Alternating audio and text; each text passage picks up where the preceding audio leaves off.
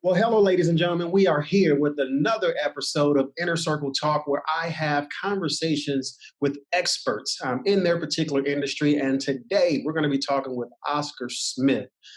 This particular gentleman, look, I'll tell you guys, his client list is phenomenal. Some of his accomplishments are amazing. He's a triathlete, a certified gymnast. The accolades go on and on and on. And I'll let him talk a little bit more about the details of how he got achieved some of the things that he's achieved. But today's particular conversation is going to be about your health, your fitness, and creating a lifestyle, right? I know a lot of times we think that, hey, if I try this new diet, I'm going to lose 10 pounds, but hey, that diet didn't work because I wasn't able to keep the 10 pounds off, right? There are a lot of things that go into the mindset behind you shedding the weight that you want to shed, building the muscle you want to build and creating the healthy lifestyle that you want to live. And so we're going to have a conversation today with a fitness expert, a trainer, who's amazing. Trust me, guys, when I looked and did my research and saw some of his background and his accomplishments and some of his client lists, I was blown away. So I'm super, super excited about having this conversation today. So without further ado, ladies and gentlemen, welcome in Mr. Oscar Smith. How are you doing today, sir? Fine afternoon to you. Thank you for the really nice words. I'm blushing right now. But thank you so much for having me on the show. And I have to commend you, and I say this to you with all due respect, for your service in the military, taking that step again, and then going forward, doing what you do. Thank you, sir. Thank you, sir. I appreciate it. So fitness, right? So we all know, hey, all of us can definitely afford to lose a couple of pounds here or there. We're inundated with fast food messages and the convenience of this meal and so on and so forth. You yourself, starting as a kid, why did you become so fascinated with sports and athletics, and what drives and fuels and motivates you behind fitness? When I was a kid, I grew up in the 70s. So at that time, being a man of color, you did have some serious racial issues you had to cross over, and people, what they thought of you. And me being of mixed race, I didn't fall within black, white, or Spanish. I was that other. I always was athletic, interested in athleticism. Back then, remember, there was no Instagram, no phones, nothing. So you went out and played. So you basically got together with your friends and played baseball, kickball, basketball, whatever it was, whatever time of year it was going out. So that kind of just followed me all throughout my schooling and, secondary, then in high school, playing sports. Plus, being in certain sports, it was great because it bridged that gap to that rich, poor, color, creed, doesn't matter. You all together as a team. And that was the great thing I saw what a coach brought together. It was like, you guys are a team. You rely on each other. Same like you, that in the military is that you're a team together to put together the jets or perform operations. That's it, no matter what. So I always fell in love with athletics and always been athletic my entire life. And I just decided to say, hey, you know what? After I went and got my phys ed degree, started teaching, and then saw that the school system wasn't exactly really the best place for a real educator, because they just basically were like, we just want you to put the kids through stuff and then graduate them. That's it. We don't really care if they're athletes or not athletes, or they don't get anything out of it. And it was just disheartening to me a little bit that, I was like, oh, I wrote all these lesson plans. And they're like, yeah, we don't need those. Just go play with the kids. That's it. Just throw basketballs out, let them run around. And I'm like, well, that's not really teaching them anything, basic motor skills, hand-eye coordination, things like that. So, but that's how I started. And then athletics, it just became part of my life. Gotcha. So I know a lot of people think that, hey, in order for me to, live a healthy life, or for me to, be in my best shape, I have to take on, the routine of, a pro athlete like LeBron James, who works out, 4 or 5 times a day, 2 hours each session. What's the difference, or what you say is the difference between the mindset of an athlete and a non-athlete, so people can really understand what it takes to get the best results? You're going to laugh at this. The answer is paycheck. LeBron James going, I'm getting millions of dollars to be in best shape of my life. Think of it like a boxer. All right. And for the audience to think of that, if you're a boxer, your job is to win fights. You're not going to win fights going in there like a slob. So you're going to do your best. Your utmost best to be in shape and work on the fundamentals. It's a great question that you ask because the mindset of athletes, of pro athletes, is just that. They go in their head and go, I'm the best. I made it to this level. I'm in that top 1%. I have to perform at that top 1%. So I'm going to make sure I eat right. I'm going to make sure I get plenty of sleep. I'm going to make sure I'm not out doing too many bad things or boozing, hanging out. And that's what my coaches, my agent, my family, things like that are there to help me to get, move forward. Sorry, I'm just fighting with this monster of a dog I have right now who's sitting on my lap. No worries. He wants all my attention. Everybody, he's just impossible, anytime I talk. So I apologize for that. But that's the mindset of athletes. When it comes to people to understand working out 2-3 hours a day, that's the norm for them. And I break this down to everyone. When Tom Brady goes and works out, he has certain things he has to do. So throwing is a skill set for him. That's a skill. So he just works on throwing, basically hitting the target all the time with the football. Then there's strength training to make sure the shoulder's strong, his core is stronger, his legs, everything else. That's a whole separate workout. Then it's endurance training. So that breaks it. There's 3 hours right there. It could be 2-hour workouts, 3-hour workouts per each one. But I tell everyone, you get paid to train. That's the whole thing. You're a pro athlete. You get paid to do that. So you actually enjoy it. And it becomes a part of you where your body releases those endorphins, the happy drug, the adrenaline. You like that feeling. So it's very hard to get off that natural high, as they say, so you don't stop. And it was the same with me. I enjoyed that feeling. I also enjoyed the feeling of being, I'm helping other people later on as I, went from transition, being an athlete to coaching and then, training and then opening my own gym. It's a nice feeling. But that's the whole thing between the athlete mindset and that of a normal person going to work. Remember, we just work out an hour, hour and a half, maybe 2 hours out of the day if we're lucky. For them, it's their entire lifestyle for the next 10 to 15 years. So with some of the work that you've done with your clients who, aren't the Tom Brady's of the world, who aren't pro athletes, how has working out actually improved, whether it's their personal relationships or even most importantly, how has it improved their business results? For a lot of them, they come to me and they say it helps them relieve that stress, it allows them to think. And I love what most of my clients always say. I go to you, Oscar, for that one reason, they're like, I'm going to survive an hour because I don't know what's going to happen in that hour time. My goals, my mindset is to survive. That's it. I want to get out of there and to be better. And that's another thing. They feel better. They feel more relaxed after they work out. They feel like, okay, I accomplished something. I'm pushing my body internally and mentally. Remember, mental as well as physical is a really high value inside like that of the military. They break you guys down in boot camp to the bare minimum, want you to quit and teaching you, no, you can go and do more. So if I tell you, hey, I want you to do 1,000 push-ups, you're going to be like, no way.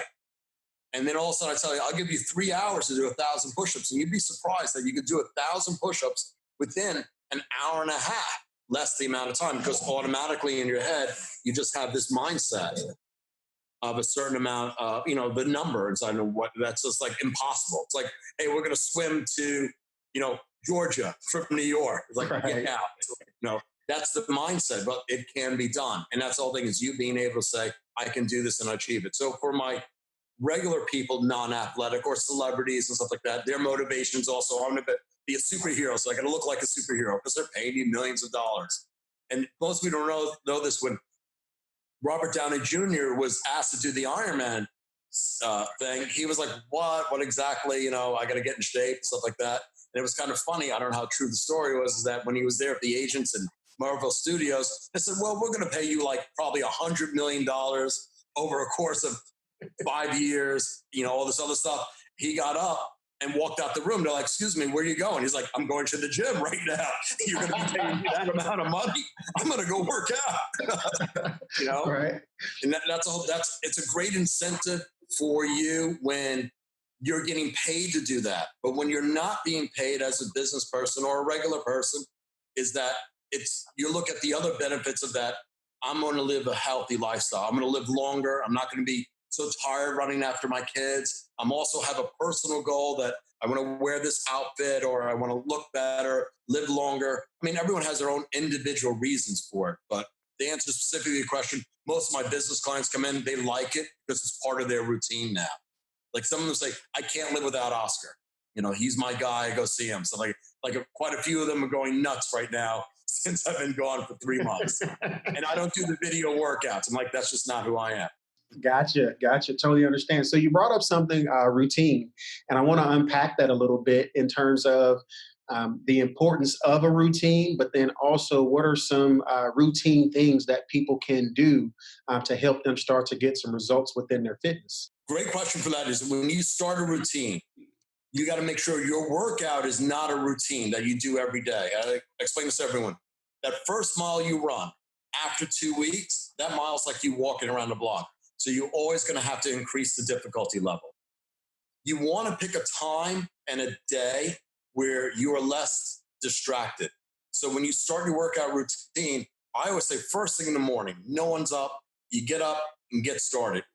Whether it be a little walk, a run, a jump rope, a swim, whatever it is, that's a great start to get started. And that's the biggest thing for a lot of people is a huge obstacle is just to start. Because in our head, we always get mentally lazy. Oh, I'm tired. It's raining. Oh, I'll do it tomorrow. And then we procrastinate. That also is a reflection on us when it comes to business. Mhm. You're going to start to procrastinate, and then start to clutter things and not really clean up or do things. And it's so funny because the comparison with the two of them of basically working out and getting into that routine also helps your structure of your life, of you going, I'm going to clean up. I'm going to do this. I have this set aside, I have this time set aside. And it manages your time a lot better for you because now you start thinking more logically, like putting things in a chronological or in place in an order that's more proficient for you. Absolutely. I love it, man. Yeah. I think, like you said, to break it up so it doesn't become monotonous, it doesn't become boring, it doesn't become routine. But you do have to routinely get up and actually perform the actual exercises. So, speaking of a routine, real quick, do you mind sharing like a routine that you would put someone through, say if they're trying to, I don't know, gain 10 pounds? Okay, you want to gain 10 pounds. We're going to start off with, we're going to do some weight training with you. And the difference between weight training is that we're going not to failure, but almost to failure. So we're going to do 3 to 5 sets. Let's take a classic bench press. Warm up with 25 reps with the bar, which is 45 pounds, Olympic pounds. Put on 25s, do 15 reps of those. Now changing our grip. We're going to go wide grip, inner grip, reverse grip, and then my favorite one, super close grip, thumbs on top. Everyone goes crazy for that one. Then go to 135, so 45s on each end, and we're going to go 10 reps of those. Constantly adding more weight to it till you basically get to almost failure. Then go back to that 25 reps you first did. That first reps that you have done, that first 25 reps is going to feel like 1,000 pounds to you. That's when the muscles are going to grow, is at that moment. That's an idea for everyone to get, and also the protein intake. We're going to change your diet. We're going to implement that you have to go eat. And it's basically fueling that body. So we're going to give you a little bit of carbs and high protein. People don't realize also the thing about protein, high protein diets, if you do not burn off that protein, it turns to fat in the body. It's stored as that. So a lot of these people who jump on these fad diets and things like that, they might not work for you because they're designed for a bodybuilder or a weightlifter, or they're designed for a triathlete, things like that, where you're like, okay, you're going to have an apple and a bottle of water a day. That's it. Right. Like, that's not going to work for you. Like when fighters have to cut weight, they basically live off lettuce and water for that entire 3 days to lose that weight until they get on the scale for that fight. And that's what it is. And it's rigorous. I mean, mentally, just crazy amounts of shredding all the water out of your body. And it's a short time. If I tell someone like, hey, Jay, I'm going to make you lose 20 pounds in 3 days, you can be like, what? But you're going to walk on a treadmill wearing basically a fat suit, as they call it, to sweat you out of it, put you in a sauna for 30 minutes, take you back out. And you're going to do that for the next 3 hours, where I'm just going to give you basically a glass of water in that 3 hours time. But that mentality, again, is what you need to do. Hey, you got to make weight to do the fight. If not, it's over, that your contract's done. So Sweet, sweet. So you brought up diet, and this is something that I, even myself, have my wife and I've been looking into recently. Is we've moved away from a heavy meat diet. We're down to like only maybe chicken breast now, and we're trying to even get away from chicken breast and move more towards the vegetarian diet. What's your take as a trainer? Especially whether it's to athletes or even celebrities. Have you found that a vegetarian diet actually provides more protein than a meat diet? when you look at us as human beings, since the dawn of time, we've been meat eaters. We hunted, we gathered, we ate. We grew food, we ate that as well. I think a nice blend and mix. There's a movie called Game Changers out about Mhm. vegans and things like that. Not knocking the movie at all or anything else, or any vegans out there. They don't go into the specifics. There's not enough data or enough, background on like, did you eat meat before for all the athletes? What was your statistics? Did you run faster back then? Did you run faster now? It's basically, I tell people when it comes to diet, it's by choice. When it comes to vegan or vegetarian meals, yeah, you can have pasta instead of a chicken or, steak and stuff like that. You can have salads. You're basically eating vegan when you do that. You don't have to meat every day. And that's the biggest thing where people do intake a little too much red meat, burgers, steaks, things like that. Heavy meals. You don't want to do that. That does weigh you down. When you do eat lighter, like mix up the salad, like chicken breast is great. It's one of my favorite things. You saute, make chicken to whatever you want. My favorite quick carb meal is rice, beans, mixed with grilled chicken.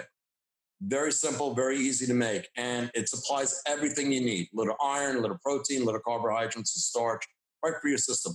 With water or a water base, like an iced tea mix, Kool-Aid, whatever you want, Tang, something along those lines. And diet is important. I tell everyone, 50% is training, the other 50% is diet.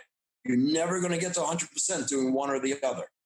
And that's a key thing when it comes to a lot of things. Like for athletes, they have nutritionists, they have celebrity chefs, they have things like that because they pay them to say, I need this is the best thing to stay in shape with. That's the whole thing. It's like you came in with me and you basically said, hey, Oscar, I want you to come live with me for the next month. And I'm going to put you through a diet and a workout every day. And you're not going to want to do it, but that's what I'm there for. And that's why I laugh about some of these other celebrity trainers that are like with Oprah. Oprah should look like Tony Braxton right now, okay? So I'm going to Right. get to Oprah, but sweetie, you're paying me to get you in shape. You should not tell me no and not be afraid. And that's the whole thing I tell people with celebrities. You tell them no, they don't like that. But they surround themselves with yes people. And I tell that right out, straight out to people who train with me. I'm going to tell you no. Whether you train with me or you don't, you're never going to reach what you want. And you might not like to hear it, but that's the truth. I'm going to be honest with you. You tell me, do I look fat? I'm like, yes, you look fat because you already know the answer to that. Are you out of shape? Yes, you are. You know the answer to that. And that's the truth. Truth hurts, but having that established is that we're not going to just sugarcoat things through it. It's not going to be easy. I'm going to make you throw up. I'm going to make you pass out, sweat, whatever it takes to get to your goal. And when you get there, I'm going to be your best friend in the world after that. Absolutely. So you brought up something now, and I'm curious to know: have you read Jesse Itzler's book, "Living with SEAL," where he had the Navy SEAL live with him for 30 days? Yes, I read that. You Can't Hurt Me. Yeah, you can't hurt me. That was a phenomenal book. I love that. See, stories like that is like really inspire a lot of people just how mentally you are. It had nothing to do with physical shape. But with him, it was more mental, like, I'm going to get through this. I'm going to do the runs. I'm going to do the training. I know because this is what I want to do. He also, what it says in the book is like, look, I failed out and I came back to do the Navy SEAL training. I failed out again. Or my body gave out and I came back. He didn't quit. It wasn't like he did it one shot and then he got through. He kept going. And that's a great lesson to learn. He kept moving forward with that. And that's the key thing I tell everyone. When it comes to fitness and nutrition, you always want to be like a shark in perpetual motion, always moving. That's the key. So with a lot of people, books like that, inspiration is a great thing. Like someone inspired you to say, hey, you're going to go on and join the Air Force. They inspired you to say, I'm going to start this. So inspiration it comes from there. And for me, my inspiration came from my teammates, came from my coaches, came from people I met, books I've read, things like movies, things that make you feel good. Like I tell everyone, what's a favorite movie you can always watch and laugh at? And they're like, oh, there's so many. I'm like, my number one movie was Beverly Hills Cop with Eddie Murphy. Okay. You could not feel good when you left that movie. Right. Like Indiana Jones is another one. The original Indiana Jones of Tom Harrison. You could not feel you wanted to be an archaeologist after you left that movie. Right. And that's the whole thing. You want to feel good. And that's the whole thing premise of after you work out, yeah, you're going to be fatigued, but you feel good because you did one thing, like what the guy had in the book. You accomplished something. Mm-hmm. That's the key thing is accomplishment. Awesome. So I have to ask one nerdy question because I'm a bit of a nerd sometimes, Oscar, and that's you having your degree in kinesiology and biomechanics. Like, how does what really is kinesiology and biomechanics, and how does it impact our day-to-day health and our lifestyle? Okay, kinesiology and biomechanics is mostly used for basically muscles and the movement of muscles. Kinesiology they use for like how does a baseball player want to hit a home run to where I would just want to get on base. And that is actually broken down to basically his placement of hands on the bat to where he wants the bat to hit. So really good baseball players will say, I'm going to hit the ball way over there, to the right or to the left, center field, home run, whatever, or down the third or first base line. And that's where kinesiology comes in. It basically goes in degrees and angles of what you want the body to go on. Biomechanics is how the muscles move. Like people don't realize your muscles, it's kind of wild. Your muscle strands actually stretch 175 times their normal size. People don't realize that. Your skin does the same. Outside of that, that's it. Ligaments and tendons don't. They don't stretch at all. They're only meant to work so much, then they break. That's the basis of kinesiology, knowing the movements and the fundamentals or the planes or the axis points of the body and the joints. That's the whole thing. It's like similar to that of not a pediatrician, I'm trying to think, a more sports medicine doctor specific. I can't, I know it begins with an O and I can't think of it right now. I kind of like lost my train of thought for a second. I'm like, oh, what is that called? Orthopedist. Orthopedic, yeah. So they're more geared towards sports and athletes because they know what their bodies go through, but they also know, hey, your leg isn't supposed to go 90 degrees that way. It's just humanly impossible. But we know it can go 45. That's the basis of that, teaching you. It's a little bit more in-depth. I tell everyone it's a basic in-depth more into the muscle and skeletal system of the human body, what it can and cannot do. Gotcha. Thanks, man, for that breakdown. Okay, it's a lot of work. It's funny because I never really get asked that question. I had to go back to my college. I'm like, oh yeah, what is that exactly, define that? Hey, but the mental filing cabinet, it opened up, man, and went right to the file that you needed. So you were able to recall that, no problem. Well, for me, it was like I opened a filing cabinet, the files went all over the floor. Gotcha. All right. So look, before we get out of here, I want to definitely give everyone the opportunity to, learn how they can connect more with you and things of that nature. But let me give this quick caveat to those who are listening. Look, Oscar is not for you if you're not serious first and foremost, right? So Oscar has trained with some of the best, whether it be athletes or actors and actresses. He's mentioned Tom Brady already. There's also like Val Kilmer and Rosario Dawson. So I want you guys to really understand that this is a high level, high intensity. This guy is serious and focused about those that he serves and helps to get results in their transformation journey for their fitness. So Oscar, with all of that said, will you please let the people know exactly how can they connect with you with either your website, social media accounts, email address? What's best for the people to connect with you? You can easily go to my website, www.o-dstudiogroup.com, or you can follow me on Instagram, which is Oscar_OD Studio. Those are basically the easy way. And I tell everyone this, if you email me or you call me, my number's on there, I pick up the phone. Simple as that. Don't be afraid to reach out to me. I also have a book that is available on Amazon. It's called Natural Strength, is the title. It gives you a clue into a little bit of my background and my world and accomplishments. Thank you so much again for all the compliments you gave me. But in there is also a workout after all my clients, some of my famous clients, some of my regular clients. I actually train a rabbi God rest his soul. You know, I started like, so it gives you an idea to get started. It's a very easy, simple read, and it has examples of diets and workouts that you can easily follow to get started. Awesome, awesome. So look, guys, the website is o-dstudiogroup.com. We're on today with, master trainer, author, at speaker. I imagine he goes out and does speaking engagements as well, Mr. Oscar Smith. Check him out at his website. Follow him on Instagram. Definitely hit him up. I'm definitely, excited to be able to have this conversation with someone who has his background, his experience, and his accolades. Thanks, Oscar, for giving us some insight into your world, why you do what you do, and even some practical tips for people to go out and start getting results immediately. So thank you for your time, sir. No, thank you so much for having me on your show. And then for all your viewers out there, remember, you all start somewhere. You have to keep moving forward with it.